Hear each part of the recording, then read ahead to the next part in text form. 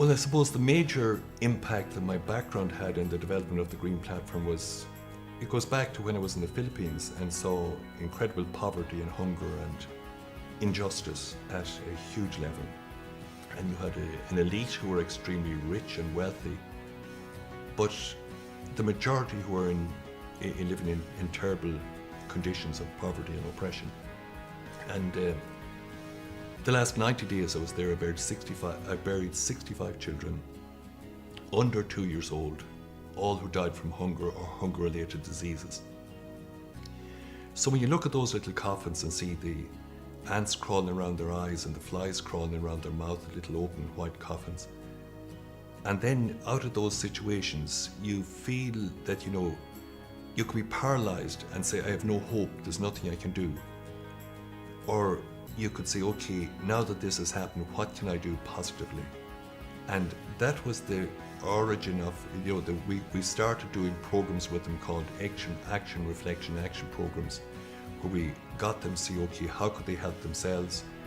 We wanted to break the idea of a handout or people being dependent, and we wanted to get at the whole structural injustice and see what projects they could do to help themselves that would be long-lasting, long after we were gone.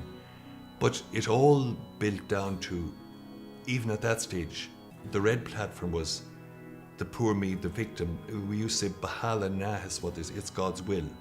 So then you had to flip them onto the green platform and say, no, this is not God's will.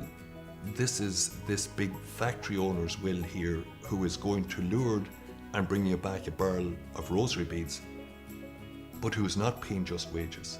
So if we're to change, we have to make the change.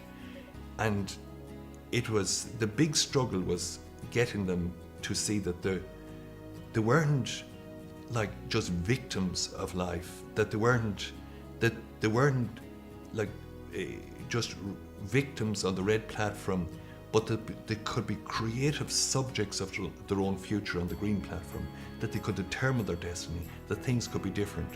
And gradually, with the programs we brought in, there were pig programs, grameen programs, hen programs, fishing programs, cooperative programs, but they got enormous empowerment.